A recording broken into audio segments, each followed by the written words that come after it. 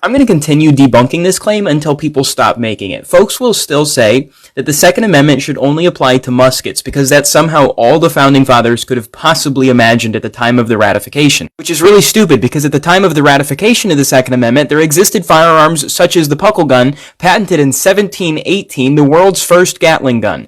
There was also the Kaufhof repeater, which was capable of firing between 30 and 60 rounds a minute. Some could even fire 29 rounds without reloading, similar to the modern-day AR-15. Similarly, you had the Belton flintlock. And in a somewhat funny design, you have the pepper box revolvers that could shoot a tremendous number of bullets with one pull of the trigger. And did they just forget that they had cannons at the time? Which, by the way, if you read the letters of marque and reprisal, the Founding Fathers were 100% in support of individuals owning cannons, and in fact said you can outfit your private vessel to become a battleship. Don't flex your historical ignorance. The city of Indianapolis, Indiana, jumps into the fray of passing illegal gun laws that are in direct contradiction to state law.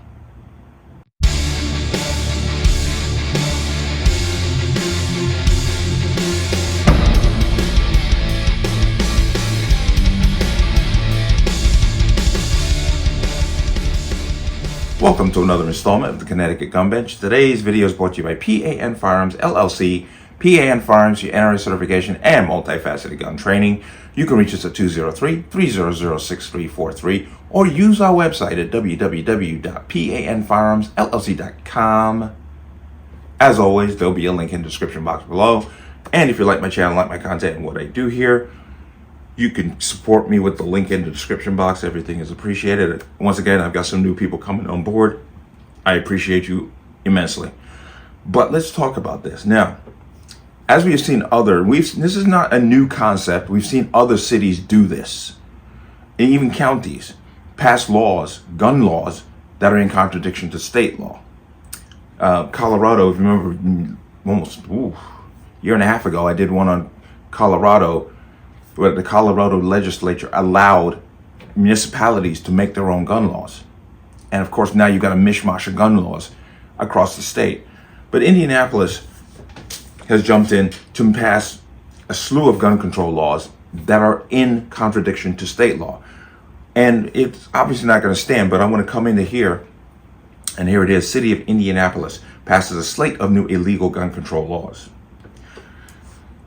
Like so many other big government entities, the city of Indianapolis, which has nothing but Democrats in the mayor's office since the first Eisenhower administration, likes to blame its problems on, well, anyone and everything else but its own elected officials and policies.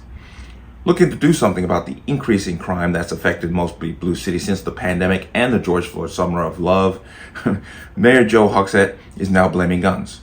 Last night, he got the Democrat-dominated City Council to pass a series of gun control measures, including an assault weapons ban, a ban on gun sales to adults under 21, handgun licensure, and more. The only problem with that, it's all plainly and willfully illegal and entirely unenforceable. Because what are you going to do? The person goes outside the city limits, buys a gun, and brings it back in. Nothing you can do about that. That's because the state of Indiana has a preemption law that prevents localities from enacting their own gun control laws that are more restrictive than states. That's a common sense provision. A lot of states have them, keeps them from becoming unworkable patchworks of varying gun control schemes, making owning and carrying a firearm a legal minefield. But does anyone in any government care that what city government just did is illegal? Apparently not. The stunt legislating has nothing at all to do with actually reducing crime. It's all about the kabuki process of demonstrating that you're doing something while investigating against those awful Republicans who run the show in the Capitol building across town. It seems that actually arresting, prosecuting, and jailing lawbreakers hasn't occurred to anyone in Indy City government. Mayor Joe Hogsett, who just happens to be running for re-election right now, proclaimed victory or something after the laws were passed last night. Here's how this is a local newspaper reporting it. The plan, announced by Hogsett in May as part of a sweeping response to gun crime, consists of two proposals. One is a slate of aspirational, stricter gun control measures that cannot take effect in Indianapolis unless Indiana's gun laws change. The other authorizes the city to hire 3 new federal prosecutors as part of a tougher approach to punishing serious violent crime. Well, the second one is going to do a better job than the first one, but The slate of gun control provisions are, as the paper hilariously put it, only aspirational because everyone, including those who voted for it, knows the legislation can't stand up to legal scrutiny. But why waste time and money doing it? You know, just to get reelected to look good in front of your constituents, you're going to waste their money? But that doesn't matter, though. They'll set up their purpose as a handy campaign prop for the mayor. It won't surprise to learn that all 5 Republican councilors voted against the gun control measures. I'm voting against this because I disagree with the toothless language and the policy itself, but also because it likely violates state statute and the state constitution, Council Minority Leader Brian Mowry said during the council meeting, saying that the Indiana Office of the Attorney General's opinion is that the proposal violates the state preemption law.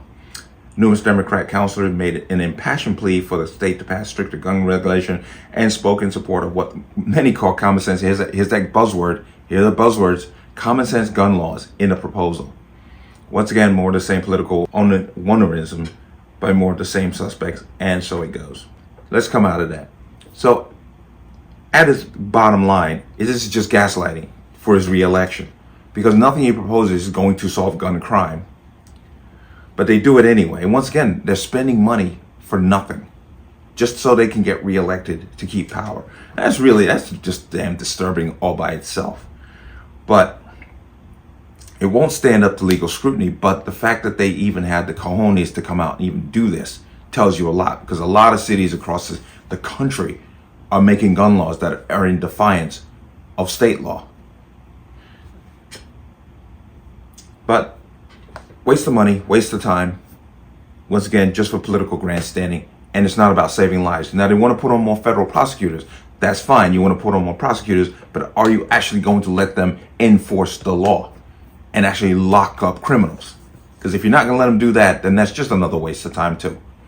But it's always the same game. Let's blame the gun and not the person. And we do this over and over and over again, and the same results come out of it.